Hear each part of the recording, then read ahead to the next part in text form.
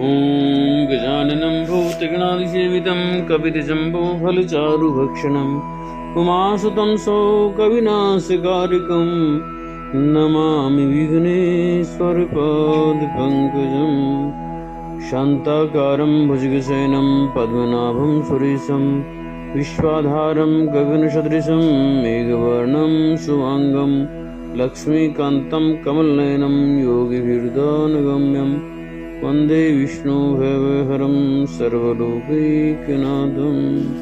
हे राम पुरुषोत्तम नरहरे नारायण केशव गोविंद गरुड़ध्वज गुणनिधि दामोदर माधव। हे कृष्ण कमलापते यदुपते सीतापते श्रीपते वैकुंठाधिपते चराचरपते लक्ष्मीपते पाहि मां लक्ष्मीपते पाहि मां। श्रीमन्नारायण नारायण नारायण भजमन्नारायण नारायण नारायण लक्ष्मी नारायण नारायण नारायण श्रीमन्नारायण नारायण नारायण। बोलो विष्णु भगवान की जय, शालिग्राम भगवान की जय, तुलसी मैया की जय। कार्तिक महात्म 5वां अध्याय। नारद जी कहने लगे कि हे ब्राह्मण, कार्तिक मास का कोई अन्य सुंदर व्रत कहिए। तब ब्रह्मा जी कहने लगे कि हे पुत्र, विधिवत जो परम पवित्र और पापनाशक नक्त व्रत है, वह सौभाग्यवती स्त्रियों को अवश्य करना चाहिए। नारद जी ने प्रश्न किया कि हे प्रभु, इस व्रत की क्या विधि है और कब करना चाहिए। तब ब्रह्मा जी ने कहा कि हे पुत्र, तुम्हारे स्नेहवश यह अति गुप्त कार्तिक मास का व्रत कहता हूँ, तुम सावधान होकर सुनो।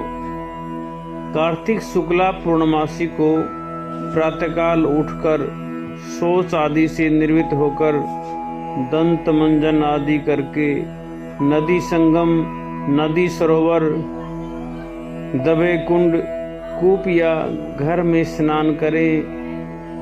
व्रत के एक दिन पहले से सिर न धोवें तथा व्रत वाले दिन विधि पूर्वक स्नान करके पवित्र मन से विधाता का स्मरण करें तथा व्रत का संकल्प करें और यह कहें कि हे जगत के कर्ता, आप मेरे पति की रक्षा कीजिए, मेरी संतान की वृद्धि करिए। मंत्र पढ़कर सूर्य को प्रणाम करें और सुंदर वस्त्र तथा आभूषण आदि को धारण करें। दिन के समय भोजन न करें, न ही जल पीवें, अर्थात भजनादि ने सारा दिन बिता देवे, भजन कीर्तन में सारा दिन व्यतीत करें। ब्रह्मा जी कहने लगे कि हे पुत्र, सायंकाल को हमारा ब्रह्मा जी का पूजन चांदी के पात्र में दूध डालकर करें। सोना, चांदी, तांबा या मिट्टी की हमारी मूर्ति बनावें, उसको लाल वस्त्र पहनावें और विधि पूर्वक हमारा पूजन करें और चांदी के पात्र में रखे हुए दूध को सोने की मथानी से मथे। साथ ही यह प्रार्थना करें कि हे ब्रह्मा जी, मुझे भोग आदि के लिए गौ प्रदान करके मेरी संतति को बढ़ाओ तथा मेरे पति को धन धान्य युक्त और चिरंजीवी कर दो। बहुत से दास तथा दासी गण प्रदान करो। इसके पश्चात ब्राह्मण को भोजन करावें और कुल के वृद्धों तथा वृद्धाओं को स्वादिष्ट पकवान से तृप्त करें। स्वयं भी तारों को देखकर भोजन करें। यह अश्विनी शुक्ला पूर्णमासी को ब्रह्मा जी का नक्त व्रत होता है। यह व्रत सब पापों का नाश करने वाला, समस्त कामनाओं को पूर्ण करने वाला तथा ज्ञानी पुरुषों को मुक्ति देने वाला होता है।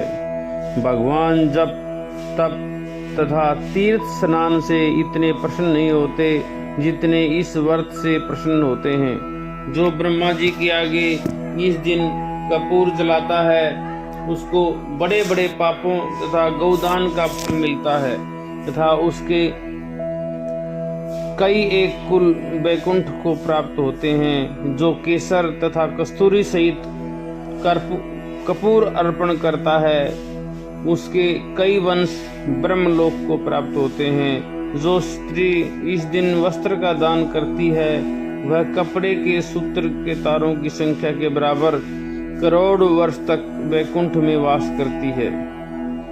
जो गहने का दान करती है उसको ब्रह्मलोक की प्राप्ति होती है। जो स्त्री हृदय में ब्रह्मा जी का रूप तथा मुख से ब्रह्मा जी का नाम लेती है, माथे पर निर्माल्य धारण करती है, वह सदैव पतिव्रता रहती है। इस प्रकार अश्विनी शुक्ला पूर्णमासी को स्नान, पूजन, ब्राह्मण भोजन, वृद्धजनों का पूजन करती और सायंकाल को ब्रह्मा जी का पूजन करती है और ब्रह्मा जी से प्रार्थना करती है कि ब्रह्मा जी, यह व्रत मैंने आपके निमित्त किया है, इसमें यदि किसी प्रकार की कोई कमी हो तो उसको आप पूरा कर लेना। और जो कोई इस कथा को पढ़ता है अथवा सुनता है उसको भी अश्वमेघ यज्ञ का फल प्राप्त होता है। इस प्रकार कार्तिक माह्त्म्य का 5वां अध्याय समाप्त हुआ। बोलो विष्णु भगवान की जय, शालिग्राम भगवान की जय, तुलसी मैया की जय।